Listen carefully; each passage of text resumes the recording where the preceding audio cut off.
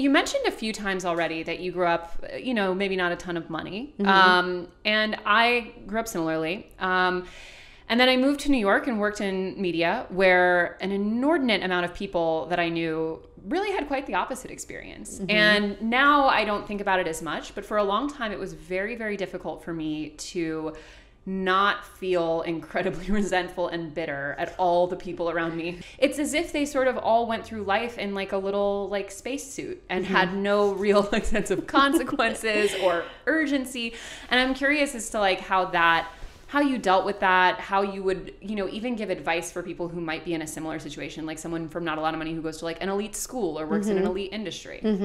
Well, I went to a school where a lot of people had a lot of money. I went to Notre Dame for undergrad, and I remember, like, this is how sheltered I was. I remember getting to school, and one of my good friends, let it drop that I was like talking about scholarships, and she's like, "Oh yeah, they didn't give me any scholarships."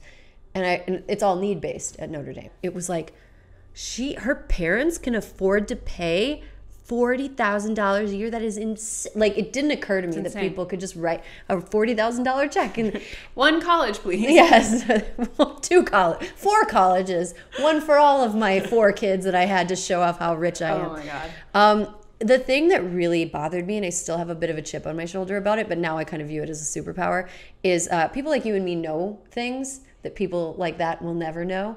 And there's something that has always struck me as very pathetic about the like struggle cosplay that they think they're doing. It's like watching little kids play Office. It's like watching a rich kid pretend that they're like struggling or having a hard time. Right. It's like, that's not, no, you don't know. You don't get emails from the fax machine, little kid. It's like that's not how any of this works. Yeah. Like, it is frustrating because I think a lot of people in media, and in order to enter a creative field, you have to either be willing to live on like canned worms and dirt, have a financial cushion that either you earned or that your parents are giving you. So like my working at Merrill Lynch gave me enough time to build my own cushion so that I could go into a creative field and make $40,000 a year living in New York City.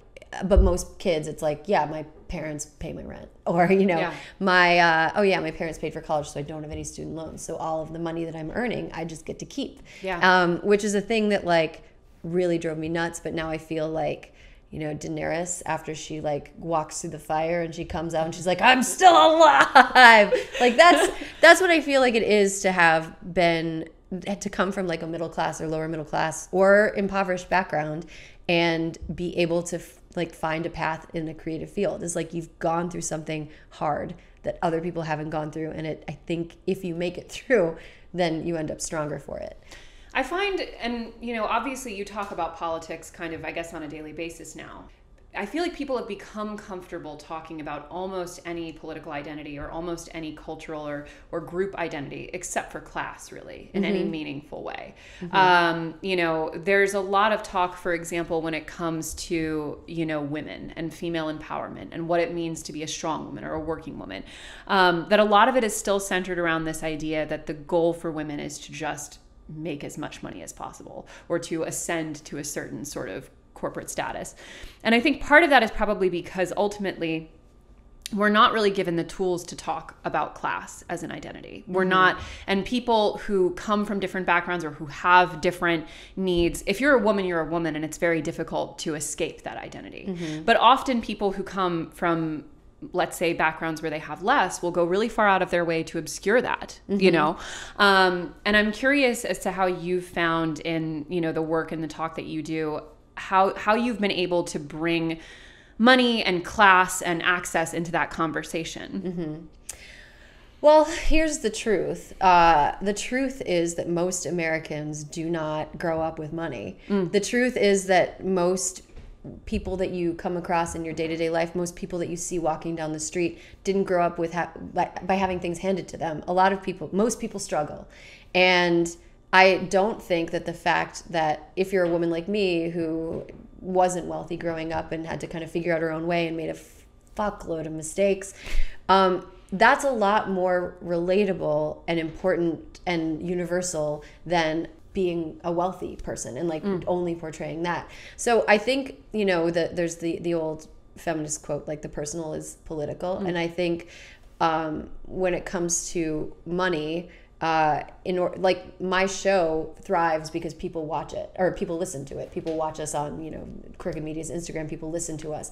And the reason people listen is because they hear things that they recognize in themselves, like and they're exposed to other women who have lived different lives than they've lived. So people listen because it's like, okay, we have this really diverse array of women who came from all different backgrounds, and we're all talking about what we're bringing to the table. That's power to me, is people tuning in and people seeing themselves in you, and because they see themselves being able to like see other women.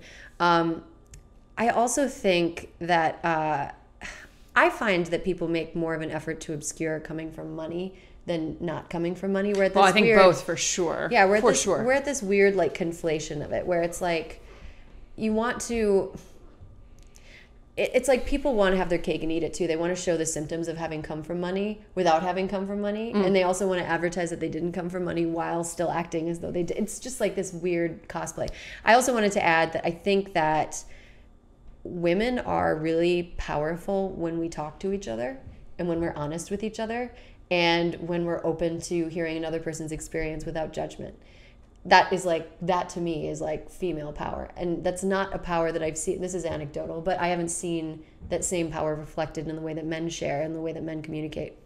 And I think living in an age where women are it's normalized that we talk to each other about money or about our health or about our politics. I think that only heightens our power. It's true. I don't want to. It's extremely powerful to sit down with people who are different from you, to listen to people who are different from you, and to normalize your experiences and their experiences.